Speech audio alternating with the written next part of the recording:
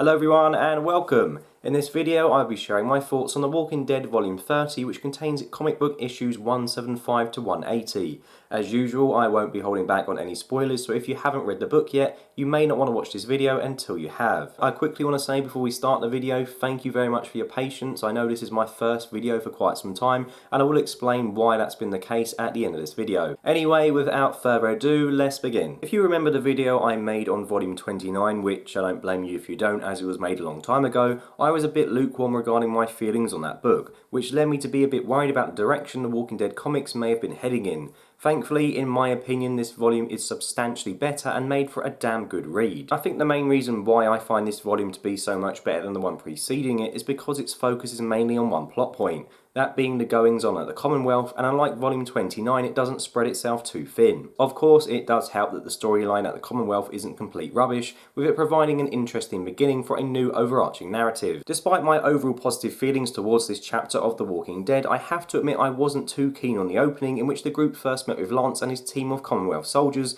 simply because it felt way too familiar. Once again, our protagonists found themselves surrounded, outnumbered and outgunned with some cocky villainous guy trying to call the shots.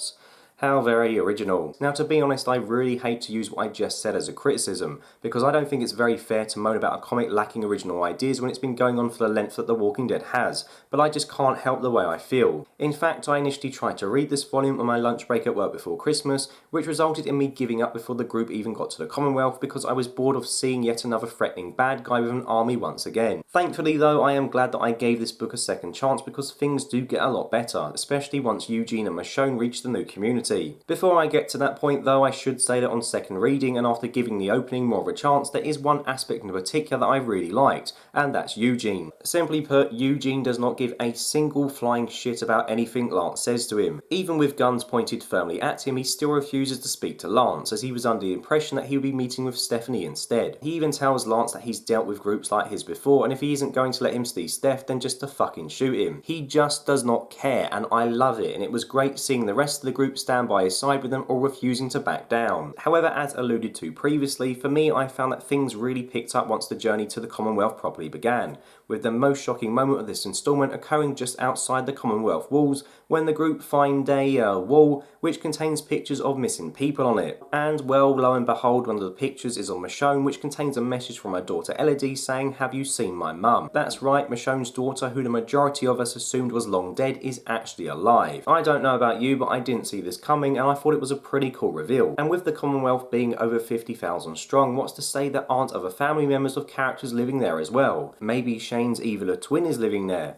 What about Rick's dumb cousin? Or how about Negan's long-lost cat? Find out in the next volume. I can't believe that typing in Negan cat brings up so many results on Google.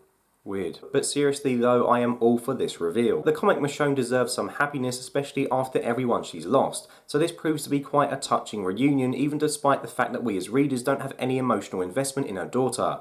Seeing Michonne call her daughter Peanut and run up to cuddle her was incredibly moving, even more so when you consider that usually Michonne is extremely reserved and so hard-faced. It was slightly strange seeing her be a mum but also really sweet at the same time. The Michonne that we witnessed around Elodie may well be the Michonne that was before the world went to crap, so in finding her daughter she's also found a bit of her old self, and I for one am really pleased for her. However, I do have to worry about how long this happiness will last, as surprise surprise, it quickly becomes apparent that the Commonwealth isn't the golden utopia it's made out to be. Truth be told, there are red flags signalling something is wrong with the community almost as soon as our group arrive. I mean, when Stephanie tries to greet Eugene, Lance pushes her away and warns her about being punished and being assigned to another place of work if she doesn't leave Eugene alone. Doesn't seem like the best place to live to me, and it turns out it isn't, especially for the working class. Yeah, it seems weird to be saying this about a place in a post-apocalyptic setting, but the Commonwealth has a class system, and it's in fact something the leader Pamela is hugely proud of. The residents of the Commonwealth are assigned jobs and social status based on what they did before the undead rose up. So essentially, if you are a high-level politician pre-apocalypse, then good news for you, you'll get to have a cushy job again. Whereas if you had a poor paying job in a supermarket, well, guess what? You've got another one. Isn't that great? I mean, you survived the end of the world, half your family are probably dead, and now you get to work in a supermarket once again on poor wages, or whilst being spoken to like absolute shit by the upper classes. Hooray for society! Yeah, you can tell I worked in retail for 7 years. As bad as the end of the world is in The Walking Dead, you could argue that it more or less put everyone on an equal footing. For example, it didn't matter that Glenn was once a pizza delivery guy who probably earned less in a year than what Michonne did in a month because both were important to Rick. Everyone got a second chance, and for some the end of the world might have actually presented them with more opportunities than what they had before the walkers arrived on the scene. So whilst assigning people into a class system based on their past might make sense if you're quickly trying to fill job vacancies, realistically it's not going to keep people happy, and that's obvious throughout this volume. In a sense, the narrative themes that feature throughout volume 30 reference problems relating to inequality that currently exist in the real world, specifically the idea that the rich continue to get richer whilst the poor stay poor. Pamela's argument against this is that she believes that a class system is good and in fact crucial for society to prosper, as the working class needs something to aim for and someone to look up to. Now personally, I would argue that it's very easy to have that attitude when you're in a privileged position like Pamela is. However, it's not so easy to say that when you're sat at the bottom of the breadline. Also, let's be honest, whilst it might be good to have something to aim for, how many people really make their way from the bottom to the top of any class system? Not a bloody lot, that's for sure. And this belief in a need for a class-based society is what ultimately causes a lot of friction between various characters. Magna and Michonne come to blows over the idea, with Michonne being all for it and Magna being vehemently against it. Magna says that Michonne only likes this concept because she was a lawyer in the past, meaning she will reap the benefits of the system, which is a fair point. However, Michonne makes the clever counterpoint that even though the likes of Hilltop and Alexandria might like to think they have a classless society, they actually don't. Michonne uses the example that while certain people at the Hilltop sleep in the big house, others have to sleep outside in caravans. Unintentional or not, it appears that some members of the Hilltop do have a higher social status than the others, so is it really possible then to create a classless society? Granted, Hilltop and Alexandria don't go to the extreme lengths that the Commonwealth does with its class system, but there's still a layer of it that does exist in those communities, even if its citizens like to think otherwise. Now, you're forgiven if this all sounds incredibly boring to you, but personally I found the clash of these contrasting ideologies to be really interesting, and it's a stark contrast to the start of the book, which I found to be too familiar, as class systems as a concept isn't something The Walking Dead has really touched on in the past. And with a class system, of course, comes those who wish to abuse it, which is how Stephanie's son Sebastian can get away with acting like a complete dickhead. When we first meet him, he's trying it on with some girl in a field in the most cliche horror romance scene imaginable. Cue absolutely no one shock then when a zombie appears to destroy Seb's boner, only for him to be rescued by the head of the Commonwealth's army, Mercer.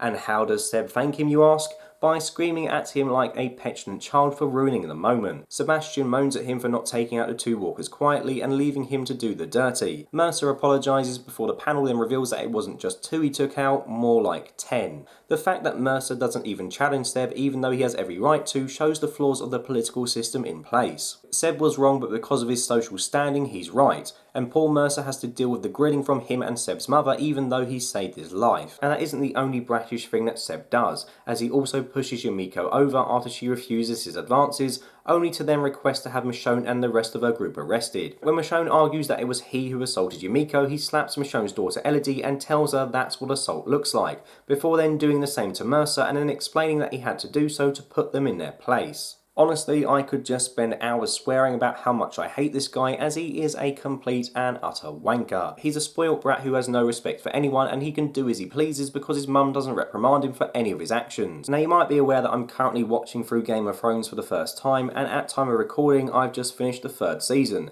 and boy does this kid remind me of Joffrey. Both are narcissistic, elitist kids who find themselves in positions of power, and I've got a feeling that Seb is going to be a lot of trouble. Come the end of the instalment, I detested Seb, however Mercer on the other hand I really liked, and he's become one of my favourite new characters. When Siddiq overheard him speaking to a colleague about killing Seb, I was honestly worried for Siddiq.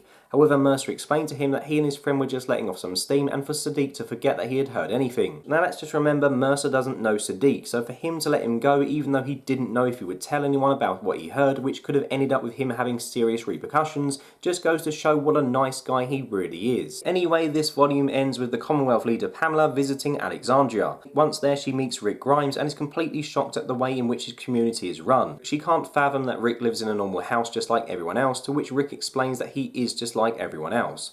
She goes on to say how her society works and states that the mass working class supporting the upper classes has always been the world order, and that is a system that works. Rick disagrees with this and says that there needs to be a new world order before the book ends. Honestly, I thought it was a pretty tense and gripping way to end the volume. Both leaders would have liked the visit to have gone well, however it's clear already that they don't see eye to eye. I don't really know where The Walking Dead is going to go with this story arc. I don't think the two leaders will end up going to war over this. I mean, it wouldn't make sense for Rick to go to war with a community of 50,000, and plus we've had 2 wars already. However, maybe this will pave the way for Rick to become some kind of revolutionary who will lead an uprising from within the Commonwealth, with him being the potential leader in the future. Who knows? Whatever happens, I'm on board with this new chapter of The Walking Dead. After first thinking that this installment was going to be much of the same, I was proven wrong as this volume tackled a subject that it hasn't previously touched on. And whilst it might not appeal to everyone, certainly not those who are looking for lots of Walker action, I really liked it. It felt fresh and new and a bit like the first half of the latest season of the TV show. So yeah, I'm really looking forward to seeing what happens next, and all in all I was impressed with volume 30. So please let me know if you feel the same. Did you like this volume? Did you find it a bit boring, or was you somewhere in the middle? Whatever your opinions, please let me know below. And as always, thank you very much for watching, and goodbye, and stick around if you want to see me talk rubbish for a couple of minutes about where I've been. Bye! Hello everyone, let's move this up. So, probably wondering where I've been. Oh boy, where do I start? So, yeah, basically, I'll start with the colds first. So, yeah, essentially at the start of December, I got a really bad cold, and I think I've said that. That's why I didn't do much recording before that Christmas video. I don't think I did. But I was kind of, even though I felt rough as expected, I was kind of, in a way, pleased because I thought, oh, I've got this cold in December, at the start of December. That means I'm going to get it out of the way. That's my cold done for winter. Lovely, sorted. Oh, no, was I wrong? Because then on Christmas Eve it came down again. I got it, my wife got it, my daughter got it really bad to the point where she had to have antibiotics, and she literally spent the entirety of Christmas asleep on me because she was so poorly, and you know, the next day, which wasn't great because she's a year and a half now, so we thought she would have a good Christmas, but she was just ill, bless her, the whole time.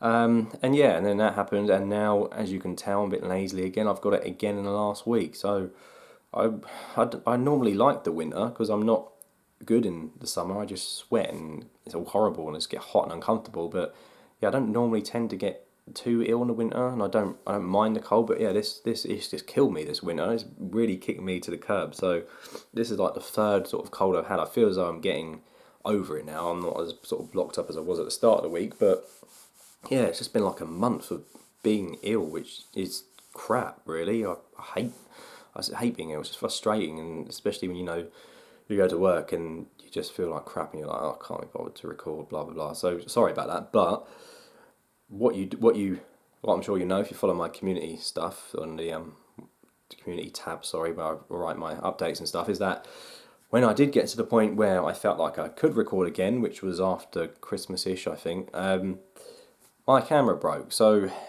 first off, it started saying like SD error when I was trying to record stuff, and it wouldn't save anything. So I thought, oh, there's a problem with the memory card.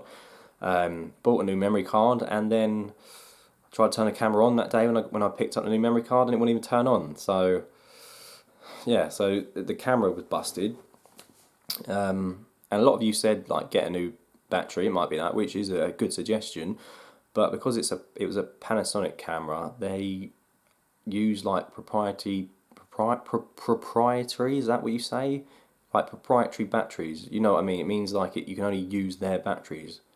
I know when like the PS Vita people like saying proprietary memory card, so you can only use their brand of memory cards. I think I use proprietary in the right way. I don't know, if not, just tell me and be an idiot. But yeah, basically you can only use Panasonic batteries. Now Panasonic batteries are like £90, so there's no point. You know, for 90 quid you could pay a bit more and get a new camera. So I wasn't going to pay £90 for a battery and get it, and then it's not even the battery that's wrong, because you know, what if I buy the battery, I put it in and it still doesn't work? So it's a risk. So basically I thought, no, screw it, I'll get a new camera. I need one anyway. I didn't have a lot of money. I only had about £90–100, and I bought one off Amazon from some Chinese country, we're talking about Chinese company. Yeah, I should have been a red flag there, really. Chinese knock off stuff from Amazon is never a good idea. But yeah, I bought it, but the reviews look good, and it sort of had the similar specs, better specs than this one. And I got it, and oh my god, it was shocking. The camera quality was absolutely awful. I don't know all the reviews. Either the people who bought the camera are blind or they've been paid for, but it was terrible. So I returned that, and now obviously that wasted like another 2 weeks. And then I thought to myself, you know what, I'm gonna have to just pay and get a decent-ish camera, because my old one cost about £150 back in the day, and I saw now basically what I've done is I bought another Panasonic one, a newer model, which was like 170. But the only problem is I didn't have a lot of money, because Christmas, I have 2 of my brother's birthdays in January. Our car, my wife's car needed fixing, so it was the point, I got to the point of, I'm well enough, I can record again, but I just don't have the money to get a camera, so I had to sell some stuff and move some money from our joint account over and whatnot. But I finally got one now, and it's good, happy with it. Got insurance for 3 years, so if it does bugger up, I can just get it replaced. And then I think 3 years is basically, you know, at that point you want to be looking at buying another one anyway. So yeah, so it's kind of lesson learned, I guess, in the future, is that try and hold some money back for YouTube if the camera does break, because I guess that's one of the things I never really accounted for, was my equipment breaking. You just don't think about it until it happens, really, and then it goes, and then you've got no money to get a camera, and everyone, you know, is like, where are your videos? And to be fair, it's not. I didn't mean. I don't want that to come across as people moaning at me, because you weren't. You're all understanding, and I was getting frustrated with not being able to create stuff, but yeah, it's just frustrating. So maybe what I'll do is try and save some money up this year, like an emergency YouTube fund in case it happens again. But good news is I'm back now, and I've got the Walking Dead game review script done. The script for the Dwight on Fear is done, although I might just blag that and do it again, because I'm not sure I feel the same. But anyway, I'll talk about that in the video. And Game of Thrones season 3 is done, because I sort of blasted through that in the last week, and that is really good. Third season, really good. I'm going to try and get on the 4th season as soon as I do a few videos. But yeah, there's more stuff to come. Oh, and to top that off, I had to have surgery today on 2 of my toes, which bloody hurts. I don't know if you want to see this. If you don't want to look at my horrible feet, don't step away from the camera for a bit. But can you see? This is what. Oh no, where are we going? This is what's happening to me at the moment. Look at the state of that. Bloody painful. So yeah, it's all going on, all going wrong. But that's what happens when you do too much running in the short space of time. Because I don't know if you know, so, oh god, I'm sorry, I'm going on about rubbish now, but yeah, basically I lost like 1.5 stone in the last 1.5 years. Most of that's through running, and it's basically absolutely fucked up my toes, which means I've had to have most of my toenails removed today, which was bloody painful. So yeah, it's all sort of happened. But like I said, we're back, I'm back, it's good to see you all, and I'll try and get as many videos out as I can, and then obviously 2 weeks The Walking Dead begins again. I can't believe it's come around so quick. But anyway, if you have sat through this long sort of bloggy talk thing, thank you, because it's sort of all over the place. And thank you all for everyone for being so patient. Every time I said, you know, having troubles or whatever, everyone was just like, yeah, fine, don't worry about it. So that's nice. You know, you guys, the community and girls, are absolutely lovely. So thank you. And yeah, apologies for the wait. And the next few videos are a bit funnier than this one. Yeah, I've got Gimple coming up again. So yeah, hopefully you like this one and you like my next stuff. Anyway, I'm going to stop talking now, because I'm just talking nonsense. Bye bye.